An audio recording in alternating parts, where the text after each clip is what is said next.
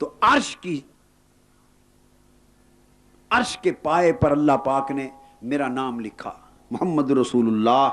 اور خاتم الانبیاء. پھر جنت پیدا کی اور حضرت آدم اور حضرت حوا کو علیہ السلام کو رضی اللہ تعالیٰ عنہ کو جنت میں رکھا، اور پھر جنت کے دروازوں پر میرا نام رکھا، جنت کے درختوں پر میرا نام لکھا، پتوں پر میرا نام لکھا، جنت کے خیموں رہائش گاہوں پر میرا نام لکھا، ہر طرف میرا نام لکھا. پھر جب آدم علیہ السلام کو اللہ رب العزت نے دنیا میں بھیجا، تخلیق فرما لیا، تو آپ نے دیکھا اوپر اور عرش پر میرا نام لکھا ہوا دیکھا، تو پوچھا باری تعالیٰ یہ کون ہے؟ اللہ پاک نے فرمایا آدم یہ تیری اولاد میں سے آخری نبی محمد مصطفیٰ ہے صلی اللہ علیہ وسلم. بہت ساری احادیث جن سے حضور صلی اللہ علیہ وآلہ وسلم کے نور اقدس کا اس حال اور شان کے ساتھ پیدا ہونا بیان ہوتا ہے. پھر رب کائنات نے حضرت کعب الاحبار سے مروی ہے کہ رب کائنات نے جب حضرت آدم علیہ السلام کا پیکر بشری تخلیق فرمایا اور زمین پر سلسلہ بشریت کا آغاز کیا،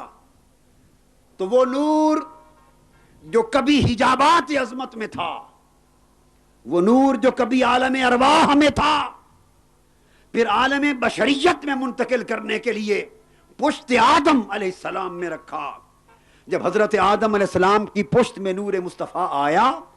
تو وہ آپ کی پیشانی سے چمکا کرتا تھا، پھر آپ کی نسل میں منتقل کیا. جب حضرت حوا رضی اللہ تعالیٰ عنہ کے بطن مبارک میں وہ نور منتقل ہوا تو پھر حضرت شیس علیہ السلام پیدا ہوئے، وہ نور حضرت شیس علیہ السلام میں منتقل ہوا. حضرت حوا کے بطن مبارک سے دو بچے جڑواں پیدا ہوتے تھے، مگر جب حضور علیہ السلام کے نور پاک کو منتقل کرنے کا وقت آیا اور حضرت شیس علیہ السلام کا انتخاب کیا تو تنہا ایک بیٹے کی ولادت کی تاکہ ان کا جد بھی یکتا پیدا ہو. اس وقت جڑواں نہیں پیدا ہوئے. پھر وہ نور انور حضرت آدم علیہ السلام نے شیس علیہ السلام کو جب ان کی پیشانی میں نور چمکتے دیکھا، وصیت فرمائی بیٹے شیس علیہ السلام، وہ نور جو اللہ پاک نے امانتاً میری پشت میں رکھا تھا اب وہ تمہاری مبارک پشت میں، امین پشت میں منتقل ہو چکا ہے. اس نور کی شان یہ ہے کہ یہ صرف مبارک پشتوں میں رہے گا اور مبارک رحموں میں منتقل ہوگا. نصیحت یہ ہے کہ اس کے لیے پاکیزہ رحم کا انتخاب کرنا، چونکہ اس نور کا مسکن پاکیزہ پشت اور پاکیزہ رحم و بطن کے سوا اور کوئی ہو نہیں سکتا. پھر وہ نور اقدس، وہ نور حق، نسلن بعد نسلن، زمانن بعد زمانن، پاک پشتوں سے پاک رحموں میں منتقل ہوتا چلا آیا، حتیٰ کہ حضرت عبد المطلب کی پیشانی میں چمکا، پھر حضرت عبداللہ کی پیشانی میں چمکا. جب ان کی پیشانی میں چمکتا تھا تو وہ دیدور خواتین جنہوں نے صحائف انبیاء میں، تورات میں، انجیل میں، پرانی کتابوں میں اس نور کے چمکنے کی نشانیاں پڑھ رکھی تھیں، وہ حضرت عبداللہ کی پیشانی میں چمکتے ہوئے نور کو دیکھ کر آپ سے نکاح کی خواہش کرتی. پرانی کتابوں کی بہت بڑی ایک عالمہ نے، زاہدہ عابدہ نے، جس کا نام بھی فاطمہ بتایا جاتا ہے، حضرت عبداللہ کو دیکھا، وہ حضرت عبد المطلب کے ساتھ جا رہے تھے، پیشانی میں نور مصطفیٰ چمکتا دیکھا. وہ کتابوں میں علامتیں پڑھ چکی تھی، حضرت موسیٰ علیہ السلام نے بتا دیا تھا، ایک ستارے کی نشاندہی کر دی تھی کہ جب وہ ستارہ اس مقام پر آئے گا اس نور کے ظاہر ہونے کا وقت آ جائے گا. پرانی کتابوں کے عالم اس ستارے کی گردش کو دیکھ کر نور مصطفیٰ کے ظہور کا زمانہ قریب آتا جان رہے تھے. جب پیشانی میں نور دیکھا اس خاتون نے عرض کیا میں آپ سے شادی کرنا چاہتی ہوں. حضرت عبداللہ نے فرمایا اچھا میں واپس آ لوں مشورہ کر کے. اس دوران خوش نصیب حضرت آمنہ کا جن کا انتخاب ہو چکا تھا ان کی شادی ہو گئی. نور مصطفیٰ بطن حضرت آمنہ میں منتقل ہو گیا. کچھ عرصے کے بعد پلٹ کر حضرت عبداللہ آئے اور پوچھا اگر آپ نکاح کرنا چاہیں تو میں نے اجازت لے لی ہے. اس خاتون نے ایک نگاہ بھر کے دیکھا, فرمایا عبداللہ اب مجھے نکاح کی خواہش نہیں رہی. پوچھا پہلے تو مجھے بلا کر نکاح کی درخواست کرتی تھی. اس نے کہا عبداللہ چاہت آپ کی نہ تھی, اس نور مصطفیٰ کی تھی. وہ خوش نصیب آمنہ لے گئی ہے,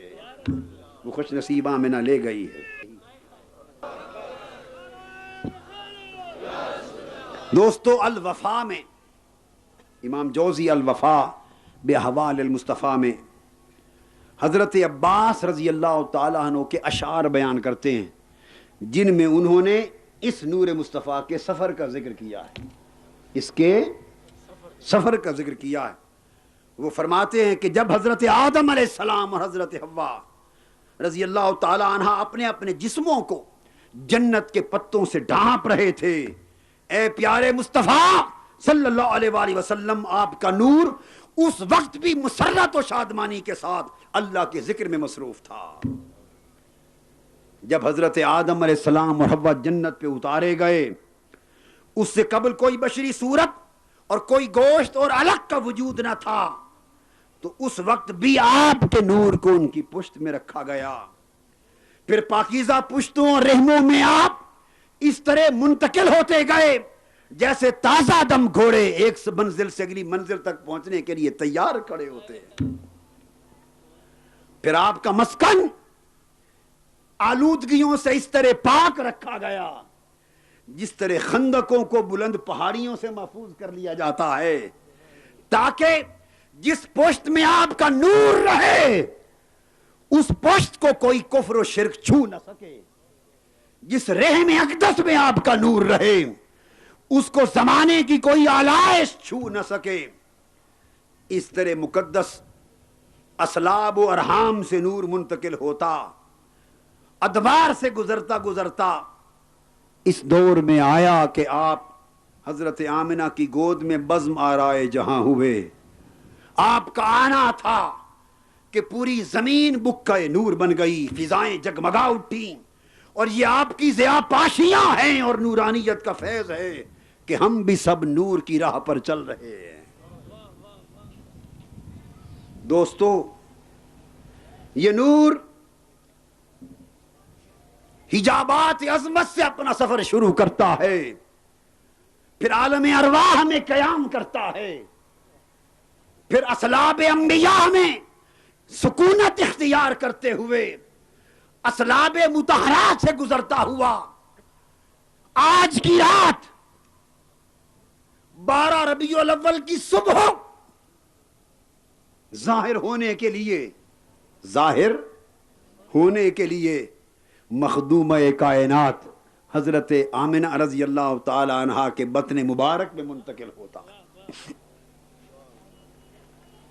حضرت بی بی آمنہ رضی اللہ تعالی عنہ فرماتی, طبقات ابن سعد میں ہے, کہ جب میں باردار ہو گئی, حضور علیہ الصلوۃ والسلام کا نور اقدس میرے بطن میں آ گیا, تو فرماتے ہیں اس پہلے دن سے ولادت کے دن تک میں نے کبھی بوجھ, ہلکا سا بوجھ بھی محسوس نہ کیا, اور مجھے پتہ بھی نہ چلا کہ میرے پیٹ میں کوئی آ گیا ہے. وہ علامتیں جو طبیعت میں ظاہر ہوتی وہ علامتیں موجود نہ تھیں, وہ تکلیف موجود نہ تھی, وہ بوجھ موجود نہ تھا. میں اچانک سوئی ہوئی تھی, اتانی آتن وانا بین النائم والیقظان,